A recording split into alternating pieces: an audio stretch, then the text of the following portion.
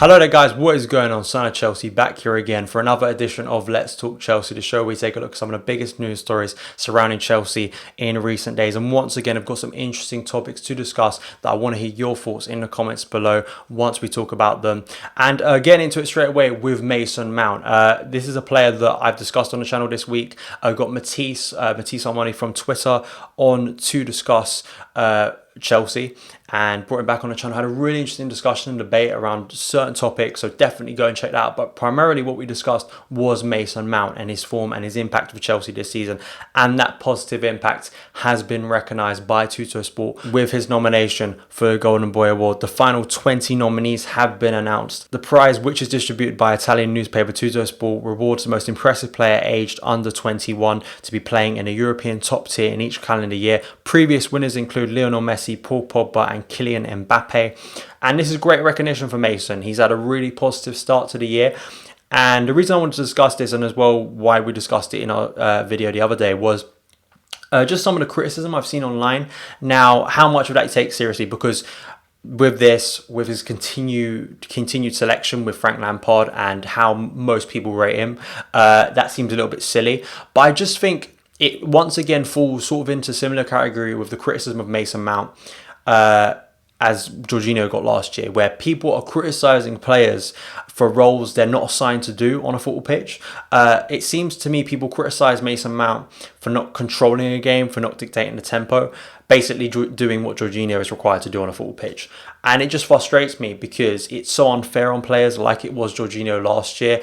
People criticising, what does he do? You know, why isn't he always assisting? Why isn't he scoring? And now people are starting to recognise the impact he has on a team, thank God. But I think most people obviously know what Mason does. He's a goal-scoring midfielder. He is usually front of the press. Sometimes he's up there with Tammy Abraham. Sometimes he's in front of Tammy Abraham in terms of winning a press, winning penalties against Brighton, really being on the front foot and really being that midfielder, that goal-scoring midfielder that we have lacked for so long at Chelsea. This is a player that we desperately have needed, and looks to be one that just has a knack for scoring goals, and that is so crucial in a team. You know, Tammy's doing amazing at the moment, but maybe in the winter months coming up, he maybe lacks a bit of form. We struggle for goals. And you need a player who can pop up in situations when maybe you're struggling. So Mason is a key player for me, and absolutely he deserves his recognition. You can actually vote for Mason on the Tuttosport website, so definitely go and do that. Whether he wins it or not, you know, it's irrelevant really, but I think it's further recognition of how much people rate this player and how much he's going to continue to grow. By the end of the season, I think he's going to rack up more goals and continue to be a positive influence on the team. And as well, along with Mason, we've also got Loftus-CHEEK coming back as well. So finally, Chelsea have some midfielders who have a knack for scoring goals. So Mason, absolutely brilliant. Vote for him. I'll leave the link down in the description box below. Let me know your thoughts on Mason Mount and his brilliant start to the season as well. The next story is based off an article for The Athletic from Liam Twomey. I've referenced his articles before. It's a really insightful article on Charly Musonda. Now, Charly Musonda, of course, is on loan at Vitesse Arnhem at the moment, basically Chelsea sort of feeder club. And he's currently injured, of course, and has struggled. And the article is absolutely brilliant in terms of going into his development, his journey from Anderlecht to Chelsea to where he is now, the struggles he's come up against, and whether he can still reach that top of the game that he's hoping to. And it's interesting because he joined from Anderlecht in 2012. He's been on loan to Real Betis, Celtic, and of course now Betis. And it's interesting with Musonda, and I think when I spoke about Ampadu last week, sort of in a similar category of suddenly we've got into this position where a lot of young players probably don't want to be away from Chelsea. It's probably the perfect place to be at the moment in a lot of these cases, as we've seen this season.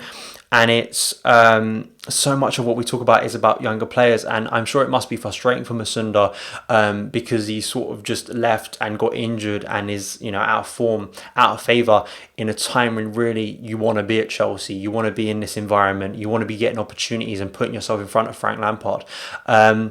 And it's frustrating for Musonda because he was one of those highly rated players and was so influential in the youth team, helping us win so many FA Youth Cups. I remember he got a start against Conte, against I think it was Nottingham Forest in the League Cup, scored a brilliant goal there, featured off the bench for Conte. And injuries, and I remember him posting something on Instagram about being frustrated with his lack of game time, and now has gone out on loan. I think as well another player I'm going to talk about in my next story on this has also, I think, maybe hindered his chances of getting back into the team. But it's it's going to be hard, I think, for Musonda, because you're coming back and his injury, and considering the position he plays, that with his pace, with his skill, with his flair, can he reach those levels again? He wants to get back on a pitch and start playing football, and it's going to be really a tough battle for him. You know, I hope for his sake he can come back and fight for his place at Chelsea, but I'm interested to hear your thoughts. Do you think Musonda has a future at Chelsea? Because if Lampard is manager, he's going to give these opportunities, or do you think with the emergence of some other players in similar positions, it's going to be really challenging for him, and Chelsea might cut their losses in the summer? Let me know your thoughts in the comments below. And the final story is just praise and talking about Callum Hudson-Odoi. He scored 2 goals, 2 absolutely brilliant goals for England under-21s in a 5-1 win against Austria on Tuesday night. They were 2 absolutely brilliant finishes, so I definitely urge you to go and watch that performance. And Eddie Bruford, of course, was full of praise for Callum after the game. And it's interesting because coming back from injury and performing so well, I think it's a nice sort of in between, because of that fitness of still being able to play for the under-21s, because of course he was starting to break into the senior squad, but then of course got that horrible injury, and I do believe if he's continuing to start for Chelsea, continuing with the form he's been in, impacting games in the way he has, he's going to be in the next England squad for me, absolutely. Such a talented player, and I think you've got to give credit. It's something that I think as football fans we don't take into account as much, because for whatever reason, you know, with injuries, the mental sort of strength you need to get through injuries like that. Yes, we know sports science has come a long way, and injuries like the Achilles injury has, in terms of recuperation and rehabilitation during the period, has improved. Another article from The Athletic was about Hudson-Odoi's journey, and I think the club posted a brilliant video about Callum Hudson-Odoi's journey over the summer to get back to full fitness.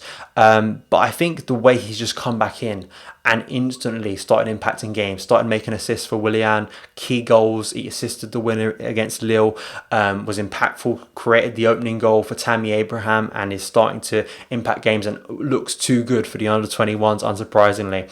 And I think it's just really a testament to his character and his mentality, and I think he symbolises a lot of these young players within the Chelsea side, just having the right mentality. And I think him now alongside Willian, he's going to be part of that front three, and absolutely I think he's going to be so key and influential within this season. Just it was so worrying with an injury like that it could halt his progress and he wouldn't come back the player he was, and it would take him a little bit longer. Doesn't look like it at the moment, and he says by himself he's back to full fitness and he's feeling confident, feeling good, which in total is good for Chelsea. So let me know your thoughts on Callum Hudson-Odoi, his form, and those 2 brilliant goals in the comments below. So that is it for this edition of Let's Talk Chelsea. Let me know your thoughts on all the stories we discussed in the comments below. Interested to hear your thoughts and feelings. Thank you for taking the time to watch this video. If you did enjoy it, hit that subscribe button and the notification bell to never miss an upload. Follow me on Twitter @SonOfChelsea, and I'll see you again.